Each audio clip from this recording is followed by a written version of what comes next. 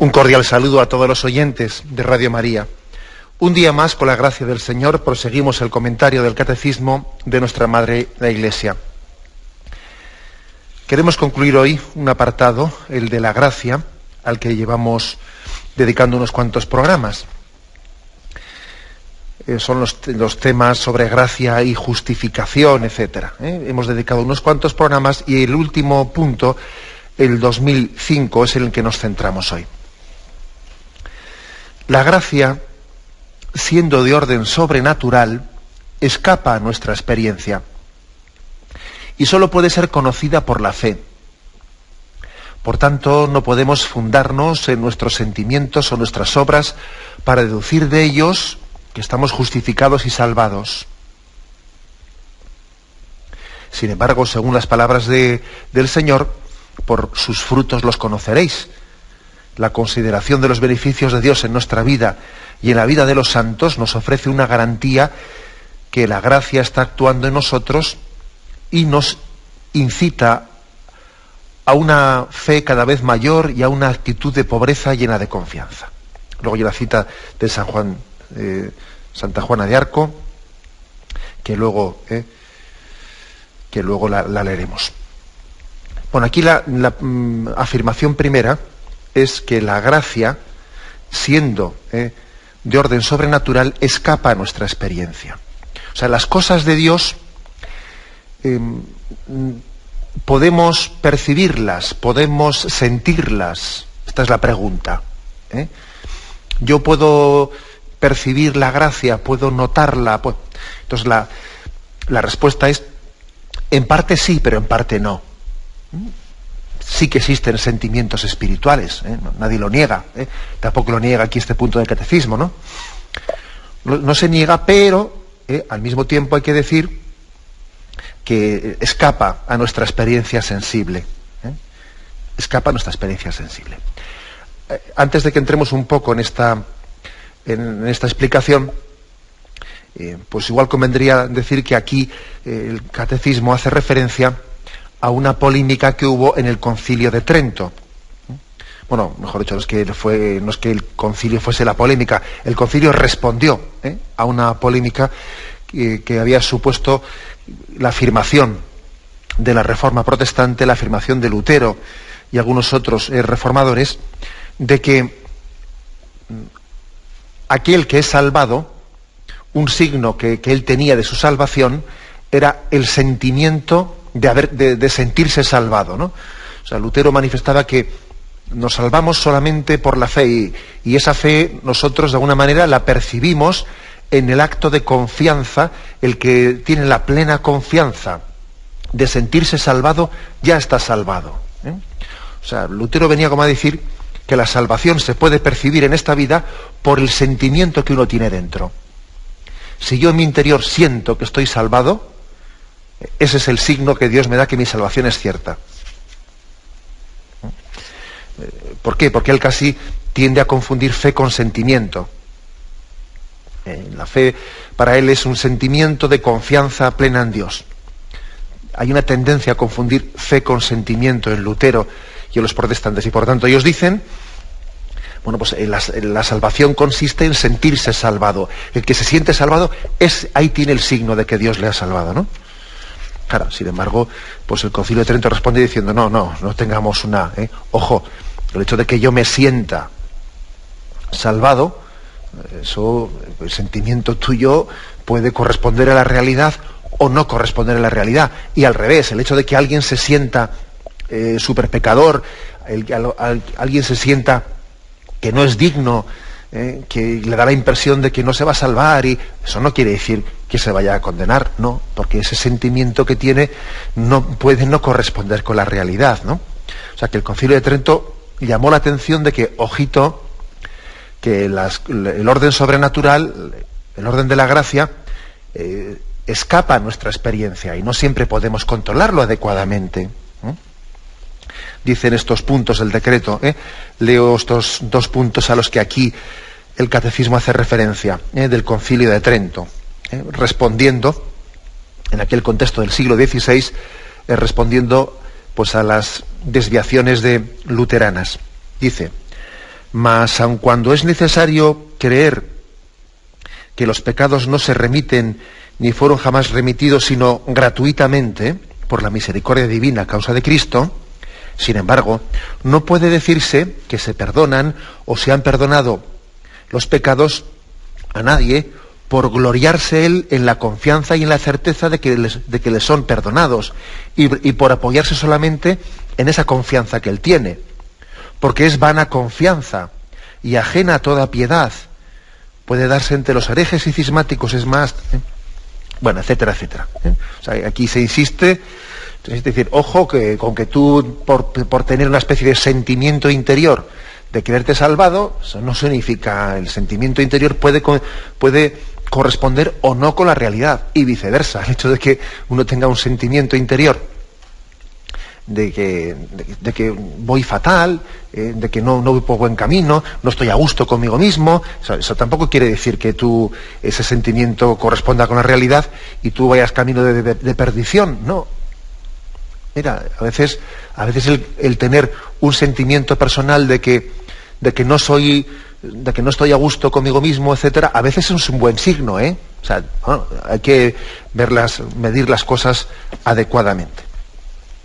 Bueno, esta es la referencia que hace el catecismo, pero no quiere decir esto que, bueno, que las cosas de Dios también de alguna manera no se puedan sentir, o sea, sí existen, ¿no?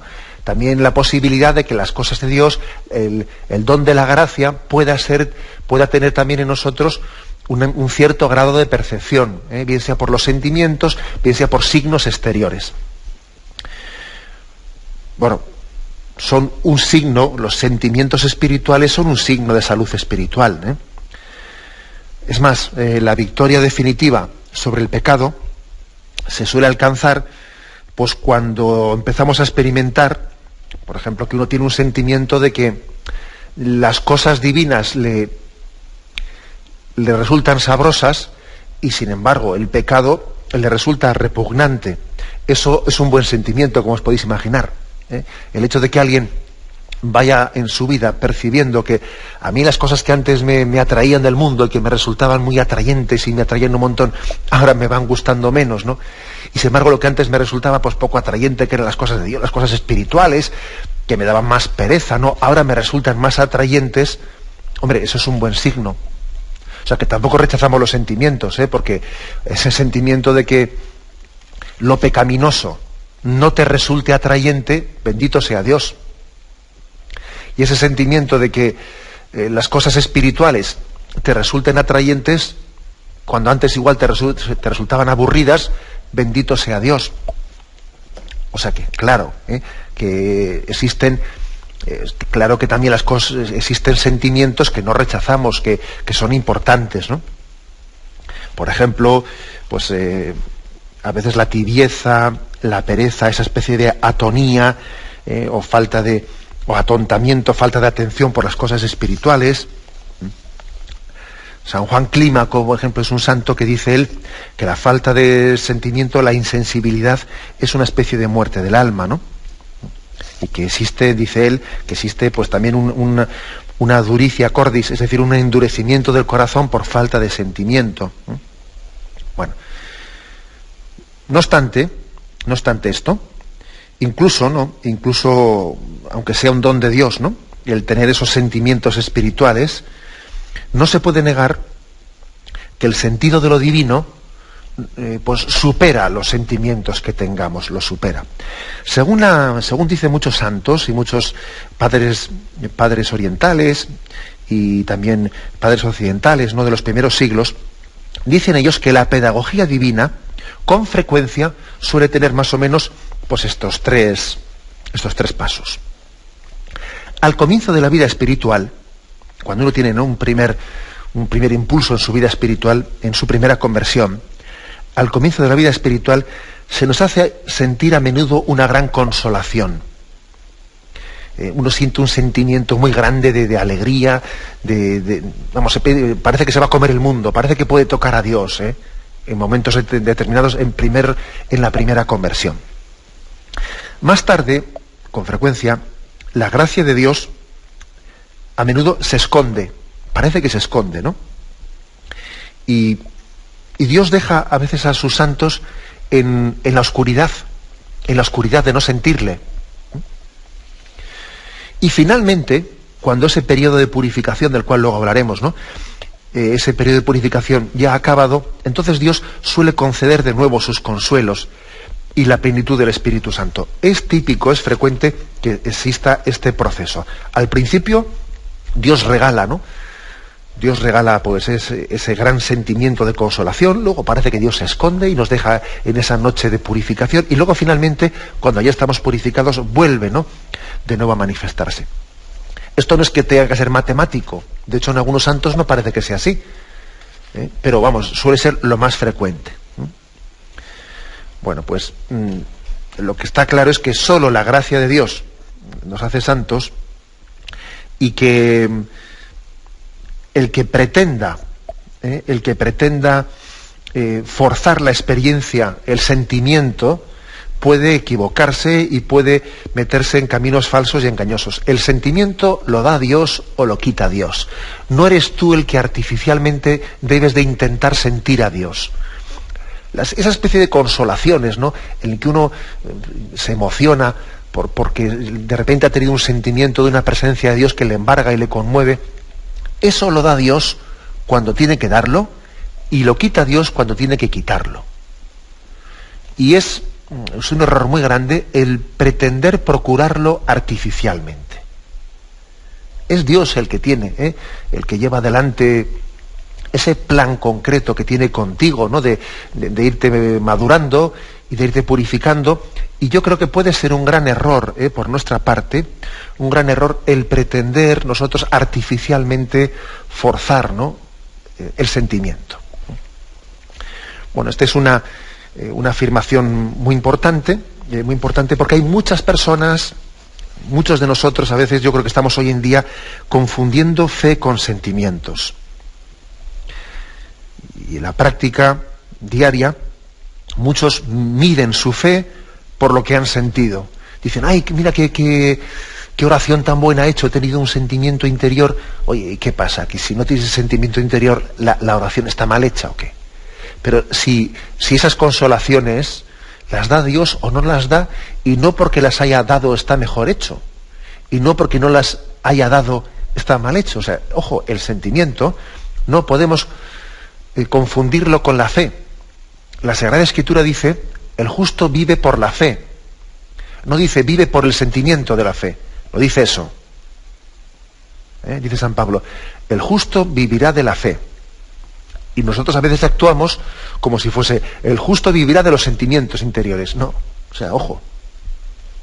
Y además hay que reconocer que muchas personas abandonan la fidelidad a su camino de seguimiento a Jesucristo, porque en un momento determinado pues se sienten decepcionados porque no tienen sentimientos, porque ahora no sienten, y etcétera, etcétera. Por cierto, fijaros esta cultura que tenemos, ¿no?, que yo creo que es muy poco racional y muy susceptible de ser manipulada por lo sentimental, ¿no? Estamos en una cultura que tiene muy poco de racional y es súper manipulable, ¿no?, por todo lo afectivo, por todo lo emocional, etcétera. Tú ves una película y ahí más que lo que te dicen es lo que te hacen sentir en la película. Muchas veces es una manipulación de las emociones y de los sentimientos, a través de músicas, a través de imágenes, de fotogramas. Claro, en esta cultura en la que se infravalora lo racional tanto, lo racional y la voluntad, se infravalora la razón y la voluntad, y se sobrevalora todo lo afectivo, lo emocional, los sentimientos, se sobrevalora de una manera tremenda, ¿no? Claro, en esta cultura te viene alguien y te dice, no, es que yo voy a misa únicamente cuando lo siento, yo rezo únicamente cuando me sale de dentro, porque además es signo de autenticidad, ¿sabes tú? O sea, que yo para relacionarme con Dios tengo que ser auténtico, y cuando mi sentimiento me lo dice, bueno, y entonces uno dice, bueno, ahora sí que le hemos fastidiado. O sea, no nos damos cuenta de que eso es una tentación en la que estamos pretendiendo supeditar mi relación con Dios a mi estado de ánimo. Pero hombre, si el estado de ánimo es súper cambiante, si ya nos conocemos, Si hoy salgo de una manera y luego salgo de la otra, si estamos en una generación que si por algo se caracteriza es por tener un montón de altibajos emocionales, ¿no? Si tu vida de fe y tu vida de relación con el Señor la vas a supeditar a que estés en no sé qué estado de ánimo, pues oiga usted. Jesucristo se relacionó con el Padre en fidelidad y en constancia y en perseverancia en cualquier estado de ánimo. Cuando estaba pues en el gozo del Tabor, cuando estaba en la tristeza y la desolación de Getsemaní, y cuando estaba aburrido y era un día anodino y corriente y rutinario. O sea, nuestro estado de ánimo, nuestros sentimientos, pues no podemos que la vida de relación con el Señor se supediten a ellos. Más bien tiene que ser al revés. Mis sentimientos, mis emotividades tienen que obedecer a la fe, y no la fe supeditarla a ellos. O sea que ojo, porque puede ocurrir que muchos de nosotros seamos vulnerables a esta tentación, ¿no? A la tentación de que, bueno, según yo me sienta o no me sienta, es que no siento nada, es que me siento vacío, es que no sé qué. Oiga usted, nuestra vida de fe está por encima de mi percepción y mis sentimientos, ¿eh? O sea, esto es algo muy, muy, muy importante, ¿no? Bien, tenemos un momento de reflexión y continuaremos enseguida. Estamos en este programa, en esta edición del Catecismo de la Iglesia Católica, estamos profundizando en el punto 2005, en el que se nos llama la atención, se nos insiste en que la gracia, los dones de Dios, el orden sobrenatural escapan a nuestra experiencia. O sea, a veces podemos sentir cosas sensiblemente, pero la mayoría de las veces lo que sentimos es imperfecto, es muy, muy reducido. La gracia de Dios supera aquello que sentimos, y es un gran peligro el que uno a veces haga una evaluación de su vida de fe dependiendo de lo que sienta. Si siente, su vida de fe va bien; si no la siente, la abandona, ¿no? Qué gran peligro es eso. ¿Por qué hay que insistir en no dejarnos engañar por este camino? En primer lugar, porque es que un cristiano puede estar creciendo en gracia y no darse cuenta. Eso que nos quede muy claro. Eso puede ocurrir.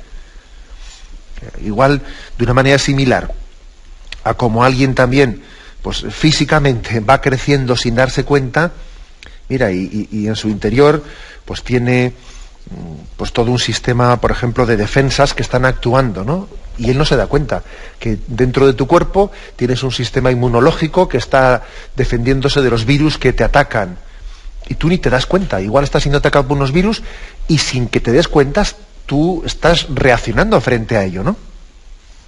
Pues lo mismo también puede ocurrir en la vida de gracia, que Dios esté actuando en ti sin que tú te enteres. Uno ve la luna y las estrellas y le parece que están quietas, ¿no? Parece que no avanzan y van a cientos o miles de kilómetros por hora, y tú te parece que están paradas, ¿no? Así también ocurre a veces en nuestra vida espiritual, ¿eh? Que parece que no avanzamos, pero ¿tú qué sabes? Si tú no eres un buen juez de ti mismo, Dios puede estar actuando en ti sin que tú lo percibas, ¿eh?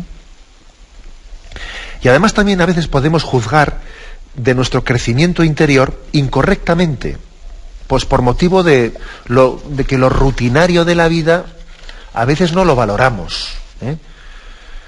Y uno dice, pero bueno, si es que, no sé, siento un poco de cansancio porque siempre estoy haciendo lo mismo, no estoy creciendo nada, si estoy donde siempre, si parece que no avanzo, ¿no?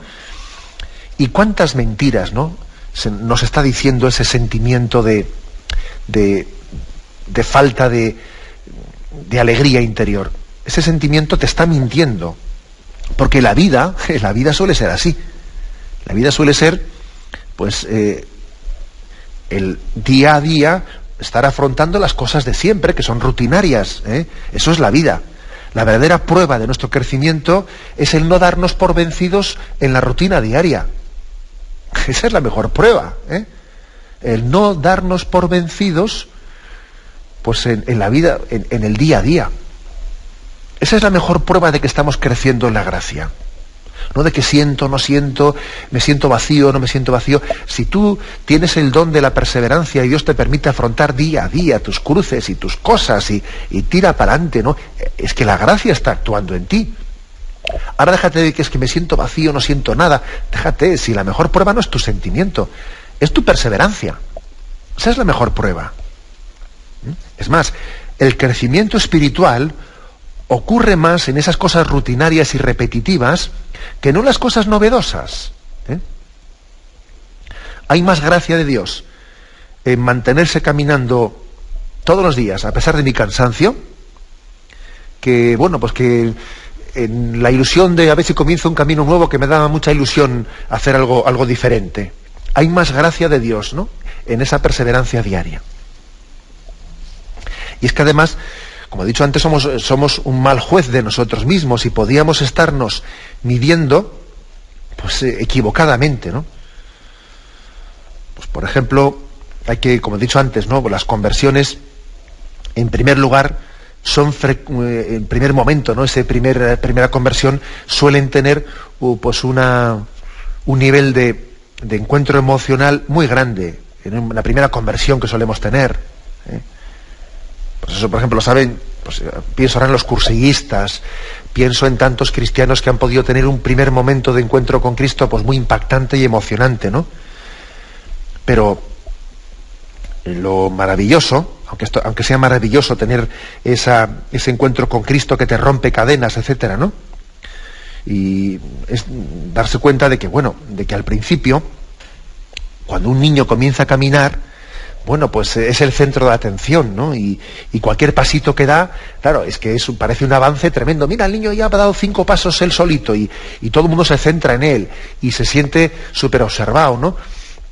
Pero claro, poco a poco el niño deja de ser el centro de atención. Y cuando ya comienza a caminar solo, pues la cosa ya no tiene gracia, ya es rutinaria y ya parece que no la valoras, porque claro, fue un auténtico notición cuando empezó a andar el niño, pero ahora que ya anda solo y ya ha perdido ese grado de protagonismo, ¿no? Así también ocurre en la vida espiritual, es algo similar. Cuando uno tuvo un primer encuentro con el Señor, pues bueno, parece que Él atraía toda la atención, ¿no?, por el grado de novedad. Y entonces tenía un sentimiento tremendo y todo el mundo estaba atento a él. Las personas que te rodeaban estaban pues compartiendo la alegría de que tú tenías tu primera conversión. Pero claro, luego ya has seguido el día a día, tú ya has dejado de ser el centro de atención y ahora ya pues uno puede ocurrir que en este momento, como no tiene con quién reflejarse, se sienta más vacío por dentro. No sienta lo que sintió al principio. Pues es que es normal que uno no sienta ahora lo que sintió al principio. Pero eso no es lo mismo que lo que dice el Señor en el Apocalipsis: habéis perdido el amor primero. No, eso es otra cosa. Lo de haber perdido el amor primero, ahí se refiere no al sentimiento, sino se refiere a haber retrocedido en infidelidad. Pero la prueba de que aunque tú ahora te sientas, no tengas tanto sentimiento como tuviste al principio en tu vida, la prueba de que tú no has retrocedido es de que tú sigues en fidelidad en tu camino y tú sigues teniendo deseo de ser fiel a Dios. Y te preocupa descarriarte y te preocupa ir por el mal camino. Lo cual quiere decir, bueno, pues ahí tienes una prueba concreta de que no se puede confundir el sentimiento con la fe. No se puede confundir una cosa y otra. Por lo tanto, en este punto se está insistiendo mucho en que el orden sobrenatural, la gracia, no se puede medir ni por los sentimientos, fijaros, ni por otros signos tampoco. Porque a veces uno dice, no, pero mira, es que esa persona tiene una especie de dones muy especiales y hace no sé qué hechos milagrosos, tiene una capacidad de curación, tiene una capacidad de no sé qué. Mira, vamos más despacio. Porque perfectamente puede ocurrir que esos supuestos dones especiales de Dios no sean lo mismo que ser santo. Esto lo refiere, por ejemplo, mucho a los padres del desierto, que tenían mucha prudencia en aceptar ese tipo de supuestos signos milagrosos, y decía, ojo, tengamos cuidado con ello. Es verdad, ¿no? Es verdad, pues, que existen signos, el alma es invisible, ¿no? Pero es verdad que también el Espíritu Santo puede dar ciertos frutos visibles, Pero lo maravilloso, lo extraordinario, no necesariamente es signo de santidad. Decían los padres del desierto que puede ocurrir que un milagro no esté directamente unido a la santidad de la persona. De hecho, fijaros, la Iglesia, para canonizar a una persona, no le sirve que hiciese milagros durante su vida. Eso no le sirve. Lo que le sirve para tener garantía de que es santo es que puede hacerlos ahora estando en el cielo por intercesión suya. Pero mira, podría haber hecho algún milagro pues durante su vida y no por eso ser santo, ¿eh? Igual lo que digo os parece un poco fuerte, pero vamos, que es palabra de Dios. Acordaros el capítulo 7 de San Mateo, versículo 22, allí dice: así que por sus frutos los conoceréis. No todo el que me diga Señor, Señor entrará en el reino de los cielos, sino el que haga la voluntad de mi Padre. Muchos me dirán en aquel día: Señor, Señor, ¿no profetizamos en tu nombre, y en tu nombre expulsamos demonios, y en tu nombre hicimos milagros? Y yo les diré: jamás os conocí, apartaos de mí. O sea, ojo, fijaros qué texto este, ¿eh? Es un texto en el que se viene a decir: pero Señor, si hicimos milagros, si profetizamos, dice, mira, no os conozco. Es decir, el haber hecho incluso obras extraordinarias durante nuestra vida, incluso milagros, dice aquí, no es signo de santidad. No es signo de santidad, ¿eh? A veces uno como estamos también en una sociedad que es muy dada así a lo espectacular, nos agarramos a que a hechos así un poco, bueno, pues saliendo siempre de la norma, ¿no? A ver si este tiene supuestas revelaciones, este dice que ha visto no sé qué, que ha hecho no sé qué milagros. Mira, vete despacito con esas cosas, que eso no son signos de santidad. Con respecto a las visiones y ese tipo de cosas, sin descartarlas absolutamente, porque Dios puede, Dios es dueño y Señor, y Él puede también manifestarse como tenga que manifestarse. Los santos padres de los primeros siglos fueron prudentísimos en estos temas, diciendo, ojo, incluso, mira, ni los milagros ni los supuestos signos así espectaculares, no te los creas de entrada, no te los creas de entrada. El justo vive de la fe, no vive de las visiones, no vive de los sentimientos, no vive de esas cosas. El justo vive de la fe.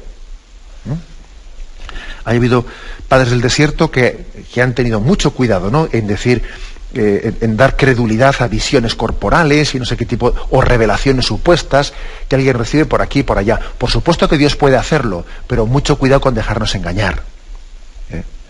Hay una anécdota que igual os va a parecer un poco fuerte, pero que es de un santo padre del desierto. Y bueno, pues yo la voy a referir, porque es que es muy, muy graciosa. Es una anécdota recogida en los santos padres orientales, ¿no?, de los primeros siglos. Dice que el diablo se apareció en forma humana a un eremita que estaba en el desierto, ¿no?, y le dice: yo soy Jesucristo. A lo que ese eremita solitario le respondió: yo no quiero ver a Cristo en este mundo, quiero verlo en la siguiente vida. No vaya a ser que aquí me esté engañando. Vaya respuesta, que le dio. Vaya respuesta, podía un poco causar escándalo esta respuesta, pero claro, ese eremita sabía que entre tantas visiones, podía estar siendo engañado perfectamente por el diablo, ¿no?, o por sus alucinaciones mentales. Entonces, ante ese riesgo le dice: no, mira, yo no quiero ver a Jesucristo en esta vida, quiero verle en la siguiente, no vaya a ser que aquí me esté engañando yo. Bueno, con esto que he dicho, no quiero escandalizar, y por supuesto que el Señor también se puede manifestar sobrenaturalmente en momentos determinados, que lo ha hecho, ¿no? Lo ha hecho, y la Iglesia lo ha discernido con mucha prudencia y lo ha reconocido, pero ojito, que aquí lo que dice el catecismo es: el orden sobrenatural no podemos nosotros pretender sentirlo, experimentarlo, tocarlo. No, las cosas de Dios superan la capacidad humana de percepción. La superan. Y por lo tanto el justo vive de la fe, no vive de los sentimientos, no vive de las supuestas experiencias y revelaciones. No, el justo vive de la fe. Este es el tema principal que aquí se quiere referir. Tenemos un momento de reflexión antes de continuar explicando ese tema. Continuamos y queremos concluir ahora la explicación del punto 2005 del Catecismo de la Iglesia Católica. Con él concluimos el apartado sobre la gracia. Y aquí estamos insistiendo una y otra vez en una afirmación importantísima, que la gracia, el orden sobrenatural, los dones de Dios escapan a la experiencia humana.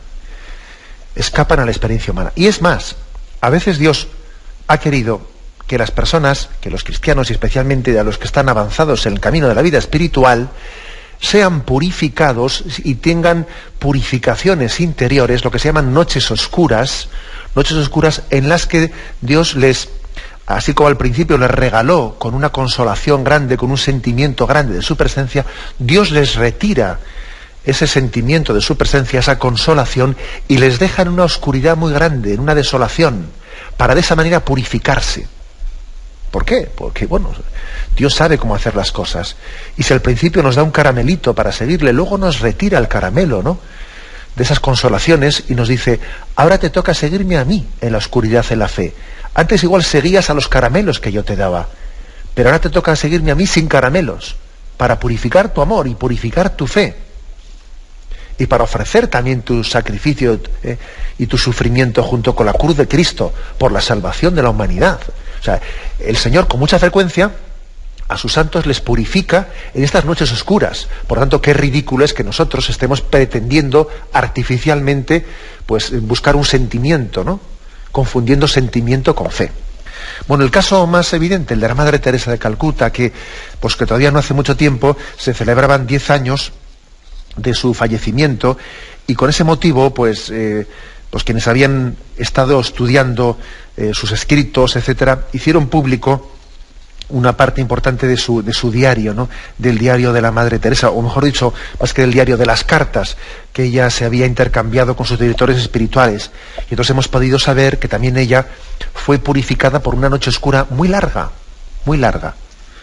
y que si tuvo un tiempo de consolación en el primer momento de su etapa de su vida, cuando el Señor incluso quiso tener con ella unos consuelos espirituales y unas locuciones y visiones interiores por las que Dios le manifestaba sus planes y quería que ella comenzase, ¿no?, pues esa nueva orden de las misioneras de la caridad, y tuvo una experiencia mística fortísima, ¿no?, allá por el año 1942, en donde ella también se hace un voto interior que se obliga a Dios, se obliga a sí misma a no negarle nada a Dios, ¿no? Ella tiene un momento de consolación tremendo, pero que no duró tanto, ¿sabéis? No duró tanto.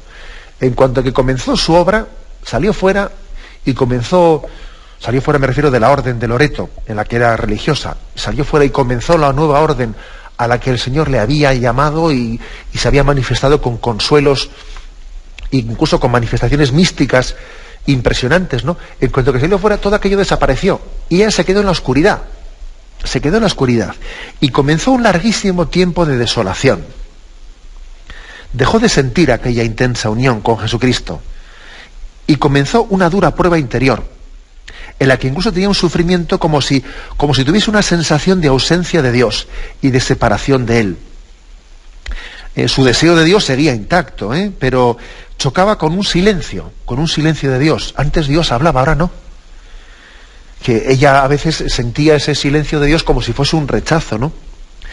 Por su fe, ella, la Madre Teresa, conocía que la presencia de Dios era indudable, pero su sensibilidad no la percibía como antes.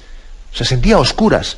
La fe le decía: Dios está aquí, pero su sentimiento le decía: pues yo no siento nada, Y a veces su sufrimiento era tan grande que ella lo comparaba como con los condenados del infierno. Ella decía: es que parece que estoy condenada, ¿no? Así escribe ella a sus directores espirituales, ¿no? Y sin embargo, esto es lo importante, ¿no?, la gran lección. Más allá de esas sensaciones, ella siguió caminando a la luz de la fe. Y en su entorno nadie percibió ni llegó a suponer el calvario interior que ella estaba padeciendo.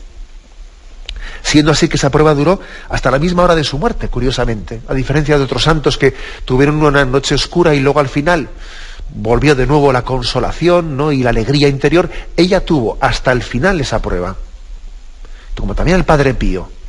Es curioso este aspecto, que ha habido algunos santos modernos, como la Madre Teresa o el Padre Pío, en el que Dios ha permitido que sus noches oscuras fuesen hasta el final. ¿Y qué explicación puede tener eso, no? ¿Por qué en algunos casos Dios obra así? Bueno, pues algunos maestros, algunos conocedores y de la vida espiritual como Canta la Mesa han dicho, a mí me parece una explicación muy, muy interesante, pues que Dios también a estos santos modernos que están sometidos a mucha observación de medios de comunicación, de que personas están continuamente en torno a ellos, de lo que, claro, es que tener esta santidad en estos tiempos en los que los medios de comunicación acaban haciendo un espectáculo de todo, pues tiene también muchos riesgos, los riesgos de que se le suba a la cabeza, de que de alguna manera alguien se envanezca, ¿no?, por ser tan visitado como era el Padre Pío o la Madre Teresa de Calcuta, ¿no? Y por eso posiblemente, dice aquí Raniero Canta la Mesa, un autor, que posiblemente Dios, para protegerlos de esa vanidad, porque ellos estaban con todos los focos de los medios de comunicación, les tenían continuamente en observación, para protegerlos de esa vanidad, Dios permitió que la noche oscura lo tuviesen hasta el final, para que no se envaneciesen. Y así Dios les protegió con un traje especial, ¿no?, en esa noche oscura, para que nunca ellos se sintiesen superiores a nadie y fuesen totalmente humildes, ¿no? Posiblemente Dios quiso hacer así las cosas, ¿no? Pero digo yo que la gran enseñanza, ¿no?, el gran testimonio de estas noches oscuras que han tenido estos santos es que ellos, más allá de las sensaciones, han seguido caminando a la luz de la fe. Esto es lo principal, ¿eh? Esto es lo principal, ¿eh? Desde el atrevimiento tan grande, ¿no?, que suele acompañar a la ignorancia religiosa, ha habido personas que han pretendido decir que estas noches, que fíjate tú, si tenían crisis de fe, que no son crisis de fe, por Dios. Esto es otra cosa. La noche oscura del espíritu no es que sea una crisis de fe, sino que es una purificación de la fe muy grande. Al dejar de sentirla, es experimentar ese grito de Jesús en la cruz: Dios mío, ¿por qué me has abandonado? Y de esa manera uno se purifica de sus miserias y tiene una transformación interior muy grande, ¿no? Incluso sintiéndose como rechazado. El legado espiritual, ¿no?, el legado espiritual tan grande, ¿no?, de esta noche oscura de los santos, como el de la Madre Teresa, que estamos comentando, del Padre Pío, el testamento, la gran enseñanza que ellos nos dan, es que hay que vivir las desolaciones, cuando uno no tiene consolación y está un poco desolado y está vacío y no siente nada, hay que vivirlas sin perder en ningún momento la sonrisa y sin dejar de hacer lo que tenemos que hacer. Nosotros, desde luego, no estamos en estas noches oscuras, ¿no?, de las que habló San Juan de la Cruz, estamos muy lejos de todo esto. Pero, sin embargo, yo creo que nos enseñan una cosa muy importante, es vencer la tentación tan generalizada de acomodar nuestra vida espiritual a nuestro sentimiento, a nuestros estados de ánimo, a confundir fe con sentimiento. La fe no es sentir, como hoy en día muchos creen erróneamente. La fe es la obediencia a la fe, es la obediencia a Dios, la obediencia a su amor.